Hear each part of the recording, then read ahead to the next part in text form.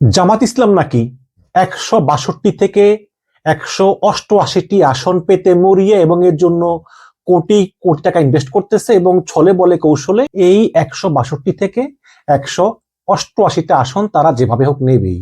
এটা কিন্তু আমার কথা না, এটা হচ্ছে ভারতের প্রভাবশালী পত্রিকা আনন্দবাজারের কথা। এখন প্রশ্ন করতে পারেন যে ভাই, ভারতের পত্রিকার আবার কথা বিশ্বাস কি? এটা দ্বারা আমরা জানতে পারি যে আসলে ভারত কি ভাবতেছে, ভারতের মনের কথা কি, এবং ভারত যেটাকে মোটেও পজিটিভলি নিচ্ছে না এটা কিন্তু এই কলাম পড়লেই বোঝা যায়। মানে আনন্দবাজার ইঙ্গিত দিচ্ছে যে জামাত ক্ষমতায় আসতে পারে, আবার বলতেছে যে জনগণের ভোটে না, কিন্তু জামাত ক্ষমতায় আসবে ছলে বলে কৌশলে, নির্বাচনকে ম্যানিপুলেট করে। জনগণের ভোটে কিন্তু আসবে না জামাত, এবং জামাতের অনেক বদনাম করেছে, যেটা ভারতীয় পত্রিকার পক্ষে খুবই স্বাভাবিক, কারণ তারা চায় না আসলে জামাত ক্ষমতায় আসুক। ওই যে নামের শেষে ইসলাম আছে এবং কোন দল ক্ষমতায় আসুক, এটা ভারত চায় না। সুতরাং তারা মনে খুব কষ্ট নিয়ে হলেও স্বীকার করতে বাধ্য হয়েছে যে এবারের নির্বাচনে জামাত গুরুত্বপূর্ণ ফ্যাক্টর, এবং এটাও বলেছে যে জামাত বিএনপির ঘাড়ে নিঃশ্বাস ফেলতেছে। তো আমরা এর মাধ্যমে জানতে পারবো যে আসলে ভারতের আসলে অবস্থান কি জামাতকে নিয়ে। তো শিরোনাম দিয়েছে নীরবেই নির্বাচনের গুটি সাজিয়ে চলেছে জামাত। লিখেছে নির্বাচনে জেতার জন্য জামাত বিশেষ কৌশলের আশ্রয় গ্রহণ করেছে। কি সেই বিশেষ কৌশল? জামাত একটা নির্দিষ্ট সংখ্যক আসনকে টার্গেট করে ভোটারদের তথ্য সংগ্রহ করতেছে, এবং ভোটের দিনে জামাত বিশেষ প্রস্তুতি নিয়ে ওই ভোটারদেরকে ধরে ধরে নিয়ে ভোট কেন্দ্রে গিয়ে জোর করে জামাতে ভোট দেওয়াবে। এবং যেই প্রশাসন আছে, আমলাতন্ত্র আছে, এদেরকেও নাকি জামাত ম্যানেজ করে ফেলেছে, এবং প্রশাসনের বেশিরভাগই নাকি জামাতের অনুগত। আমরা তো জানতাম যে প্রশাসনের বেশিরভাগই বিএনপির অনুগত, এখন আনন্দবাজার বলতেছে প্রশাসন নাকি জামাতের অনুগত।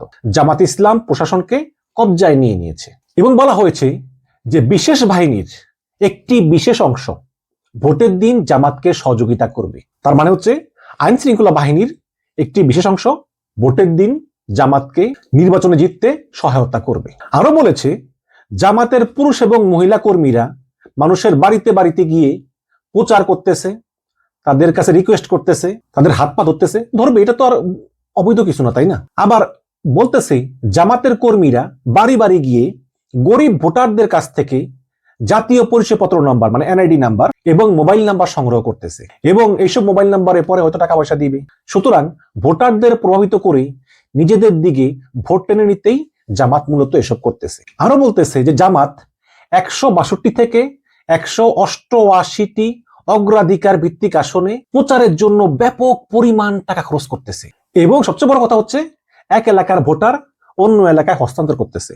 যেমন আনন্দবাজার বলতেছে, মনে করেন যে ঢাকা ১ আসন, জামাত জানে যে ঢাকা ১ আসনে তারা কোনোভাবেই জিততে পারবে না। সুতরাং ঢাকা ১ আসনের যে ভোটারগুলো আছে, অল্প হলেও আছে যারা জামাতকে সমর্থন করে, তাদেরকে ঢাকা ১ থেকে ঢাকা ৮-এ ট্রান্সফার করেছে। মনে করেন ঢাকা ৮-এ জামাত বিএনপির ভিতরে হাড্ডাহাড্ডি লড়াই হবে, কিছু সংখ্যক ভোট বেশি পেলেই জামাত জিতে যায়। সুতরাং জামাতে ইসলাম ঢাকা ১ থেকে জামাত সমর্থিত ভোটারদেরকে নিয়ে ঢাকা ৮-এর ভোটার বানিয়েছে। তো এইরকম করে নির্বাচনের অনেক আগেই জামাত এসব প্ল্যান করে এক এলাকার ভোটার আরেক এলাকায় নিয়েছে, যাতে তারা নির্বাচনের সুবিধা পায় এবং তারা ভোটে জিতে আসতে পারে।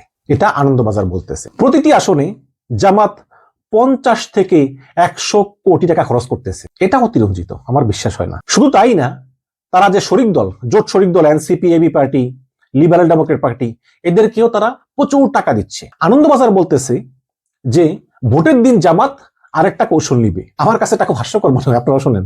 আনন্দবাজার বলতেছে ভোটের দিন ভোট কেন্দ্রের লাইনে, মানে ভোট দেওয়ার জন্য লাইন পড়ে না, সেই ভোট কেন্দ্রের লাইনে জামাতের কর্মীরা দাঁড়িয়ে পড়তে পারেন। দাঁড়িয়ে তারা সামনেও যাবেন না, পিছনেও যাবেন না, দাঁড়িয়ে থাকবেন, যাতে ভোট গ্রহণ প্রক্রিয়া মন্থর হয় বা ধীরগতি হয়। ফলে বিএনপির লোকে সে আর ভোট দিতে পারবে না, পরে তো ভোটের সময় শেষ হয়ে যাইব। এর চেয়ে হাস্যকর আর কি হতে পারে? বলতেছে যাতে বিএনপির ভোটাররা ভোট দিতে লাইনে ঢুকতে না পারে, অথচ ভোট গ্রহণের সময় কিন্তু ১ ঘন্টা বাড়ানো হয়েছে অলরেডি।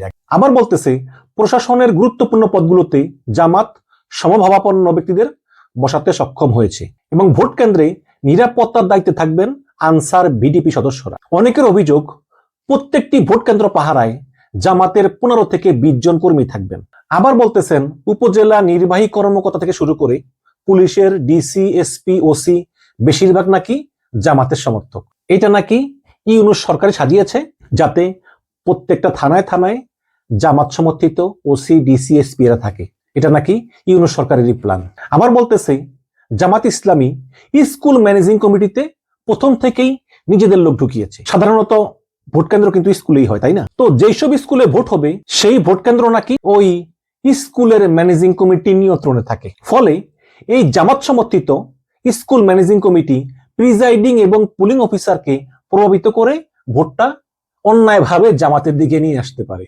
ভাবতে পারেন মানে কোন দেশে বাস করতেছে? এটা কি ভারতের ভোট নাকি?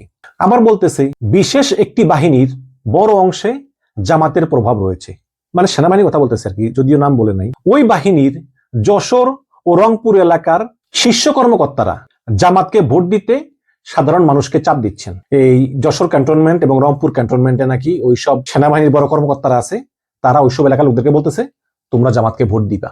অথচ আমি কিন্তু এরকম কখনো শুনি নাই, এরা বলতেছে। আবার খুলনার হিন্দু অধ্যুষিত গ্রামগুলোতেও চাপ দেওয়া হচ্ছে, যদিও খুলনায় জামাত খুবই স্ট্রং। তারা এই কলামে কিছু কিছু বিশ্লেষকের কমেন্ট নিয়েছে, কিন্তু একজন বিশ্লেষকেরও নাম প্রকাশ করেনি, মানে ওই যে অসমর্থিত সূত্র, বিশ্বস্ত সূত্র ইত্যাদি ইত্যাদি আর কি। আনন্দবাজার আরো বলতেছে এই ভোটে জিতার জন্য বহুদিন ধরেই দাবার গুটি সাজিয়েছে জামাত, এবং বিএনপি নেতাকর্মীরা যখন আওয়ামী লীগের উপর হামলায় ব্যস্ত তখন নিঃশব্দে এভাবে কাজ করে গিয়েছিল জামাত, এবং এভাবেই জামাত মাস্টার প্ল্যান সাজিয়েছে নির্বাচন জেতার জন্য।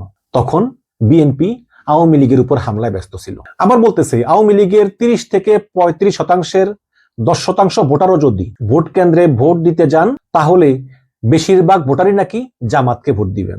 আমার তো বিশ্বাস হয় না।